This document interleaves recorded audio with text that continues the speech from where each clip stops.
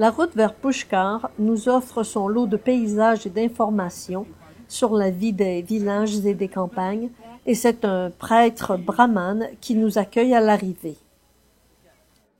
En Inde, comme dans plusieurs autres pays, la constance et l'insistance des mains tendues finissent par lasser et même irriter les visiteurs, et sitôt arrivés, nous sommes assaillis par des enfants qui ne vont plus nous lâcher, du stationnement au marché et au ghat, où un puja rituel, cérémonie d'offrande et de prière, sera exécuté par un prêtre hindou près d'un bassin car le lac est presque à sec.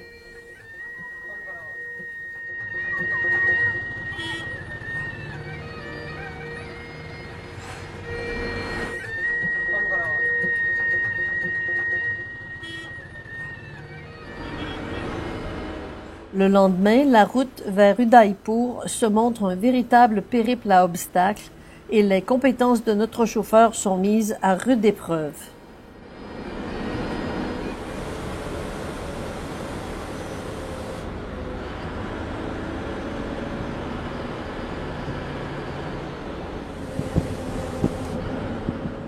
En général, la région d'Udaipur présente un aspect plus propre et on y retrouve de nombreuses fabriques d'objets de granit. Le jardin des demoiselles d'honneur, le Sahelian Kibari, permet une pause détente et rafraîchissante avant de gagner notre hôtel.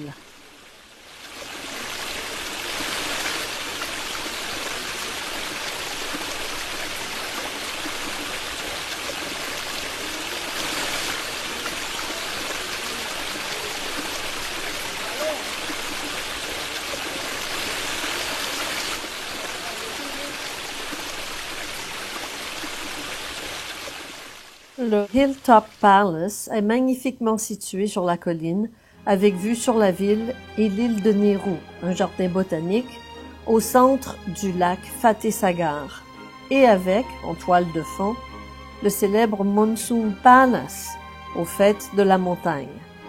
Le coucher de soleil augure bien pour la visite de celle qu'on appelle la ville des lacs.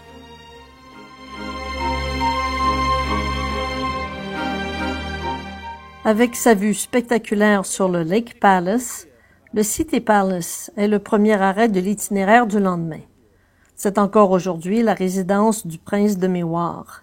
Situé sur la rive du lac Pichola, c'est le plus grand palace du Rajasthan avec ses 2 hectares, construit et agrandi entre le 16e et le 20e siècle. Bien sûr, une grande partie a maintenant été transformée en hôtels, boutiques et musées. La promenade permet des coups d'œil panoramiques sur la ville et la découverte de nombreux petits palais, leurs jardins intérieurs et leurs terrasses sur le toit.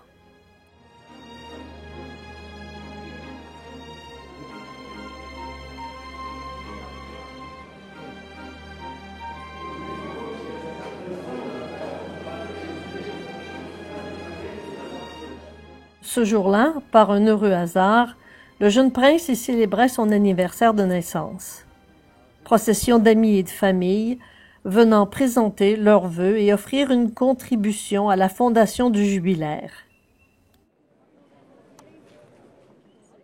Coup d'œil superbe sur le Lake Palace, un des hôtels les plus célèbres de la région et qui a servi de toile de fond avec le Monsoon Palace au tournage du film de James Bond Octopussy. Puis c'est la découverte des rues animées du centre-ville, où le temple Jagdish est un temple hindou monté sur une haute terrasse et dédié à Vishnu. On s'y rassemble pour prier, causer à l'entrée ou y vendre des colliers de fleurs à offrir aux dieux. Ces bas-reliefs incluent des batailles d'éléphants, telles qu'on en voit représentées dans le musée du City Palace. Puis nous descendons vers la rive du lac Pichola et le Ghat, d'où nous partons en bateau pour aller sur Jagmandir et visiter son palais datant du XVIIe siècle, aujourd'hui transformé en hôtel.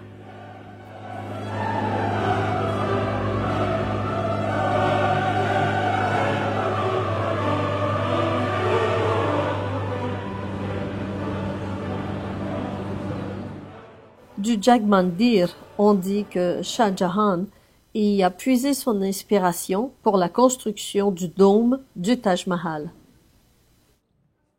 La soirée allait se terminer par un autre merveilleux coucher de soleil au-dessus d'une ville qui s'illumine lentement.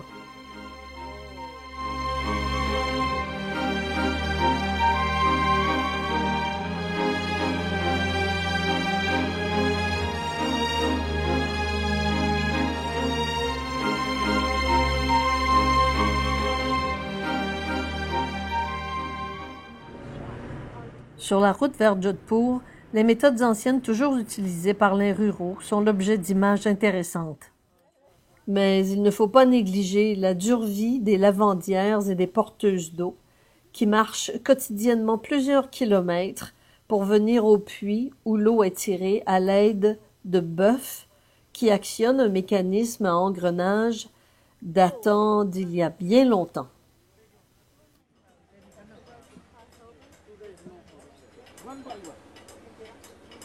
Here and water they draw here, for example here from the well, and we used to throw the water in the field like that. Yeah, like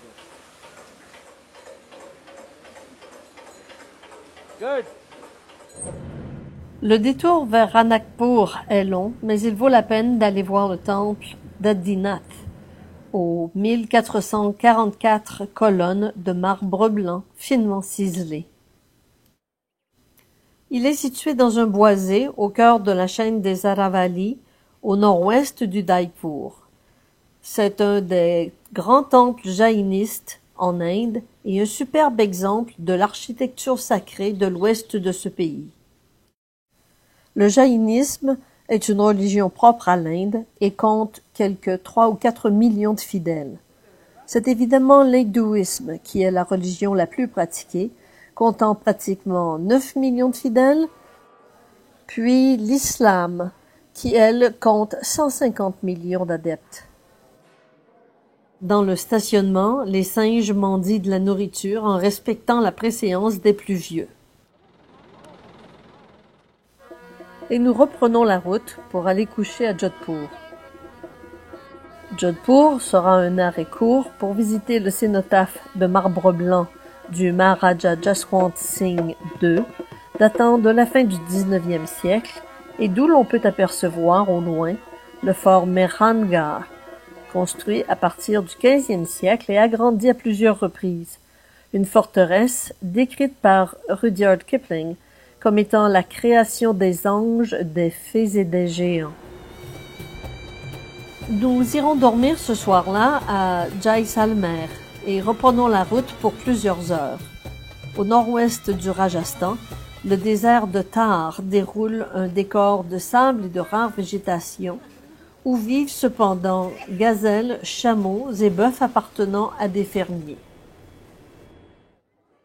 Dans cette région, le Gadi Sagar est remarquable avec son réservoir creusé et son ancien poste commercial où se déroulaient des ventes de bétail et de chameaux.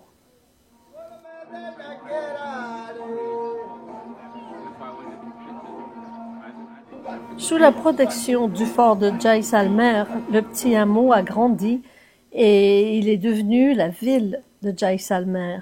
Quant à la forteresse, comme plusieurs autres visitées, elle abrite des richesses du temps jadis et de ses hauteurs, on a une vue imprenable sur la ville moderne hors les murs.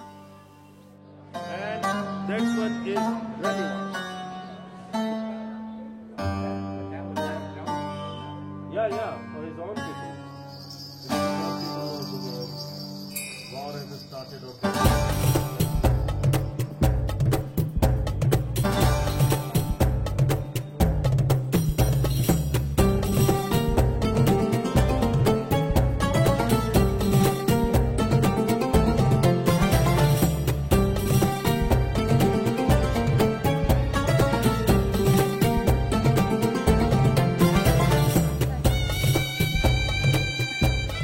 Les petites rues de la vieille ville cachent une vie grouillante et qui doit s'accommoder de la présence des animaux et de leur rejet, ce qui n'est pas toujours facile pour nous occidentaux.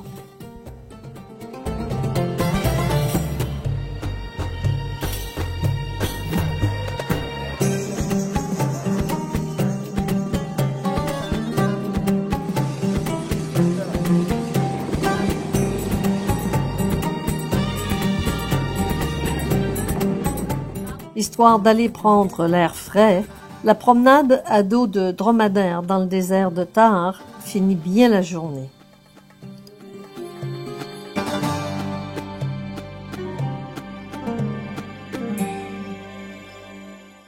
Entre Jaisalmer et Bikaner, la route traverse le désert où seule l'irrigation peut permettre la culture.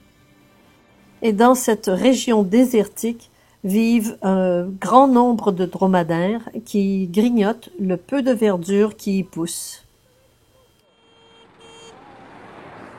À l'heure du midi, l'un d'entre nous ne peut résister à la tentation d'aller parler aux paysans qui cultivent les champs en contrebas. Malheureusement, ils ne parlent pas anglais et on n'en connaîtra pas davantage.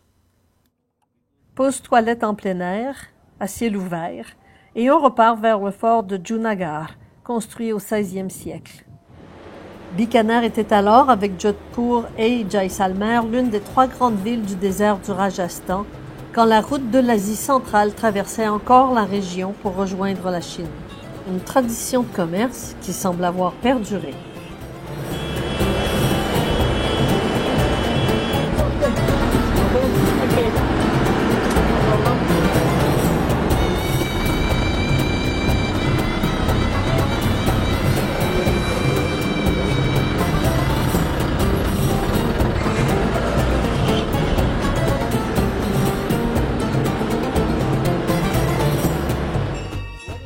Le fort Junagadh est le plus riche et le mieux préservé des forts du Rajasthan parce qu'il ne tomba jamais à des mains ennemies. La forteresse, surplombant le désert, abrite pas moins d'une trentaine de palais, de temples et de pavillons, aux ornements riches de lacs, de miroirs et de feuilles d'or.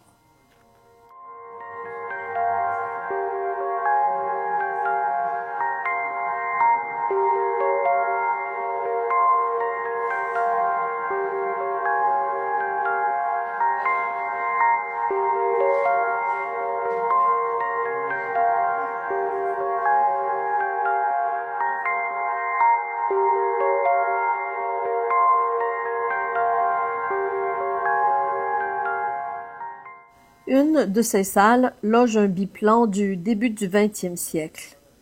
Quant à la construction de la porte principale, elle en dit long sur les moyens de défense de l'époque.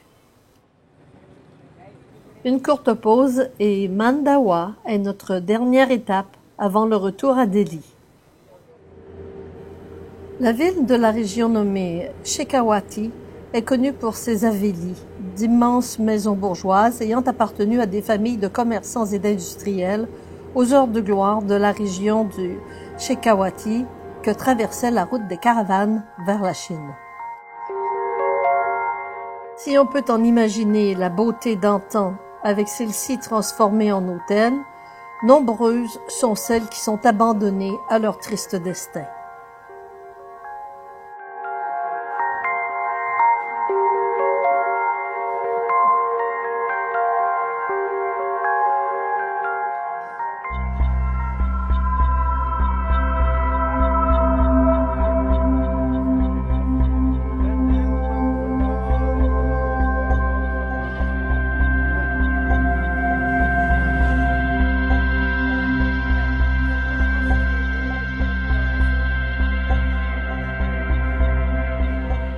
La traversée de la ville offre son spectacle habituel et l'hôtel du soir s'avère très différent des autres avec ses formes rondes, toutes neuves et son modernisme qui s'inspire des traditions du désert.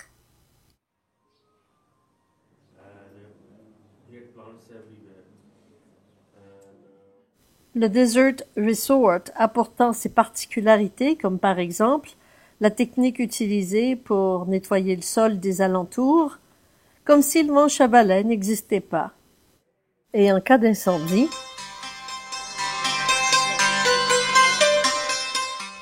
c'est une région où l'on ne connaît peut-être pas le manche à balai ni la borne d'incendie, disons quand même que c'est dans le désert, mais cela n'empêche pas le propriétaire de l'hôtel d'avoir une très belle collection de vieilles voitures. La toute dernière journée est entièrement consacrée au voyage de retour vers Delhi. C'est l'occasion de voir un fermier laborer avec l'ancêtre de la charrue mécanique qu'on appelle l'arère dans sa forme la plus simple et attelé à un chameau. On ne pouvait quitter l'Inde sans un petit démêlé avec un policier qui arrête notre bus en banlieue de Delhi et demande ses papiers au chauffeur. Discussion en cours, notre guide revient et nous demande de photographier la scène, menaçant le policier de faire paraître sa photo dans les journaux du lendemain. Le plus grand problème de l'Inde, c'est bien sûr la corruption. On allait d'ailleurs en voir la preuve au jeu du Commonwealth, qui devait en théorie coûter 100 millions et dont la facture s'est élevée à plusieurs milliards. Et le lendemain matin, c'est le grand départ. Un dernier salut de la main, une dernière vache sacrée, les travaux qui éventrent toute la ville jusqu'à l'aéroport.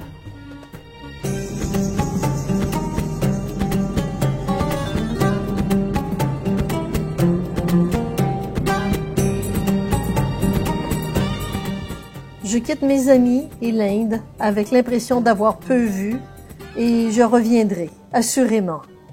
Mais l'aventure indienne n'était pas terminée.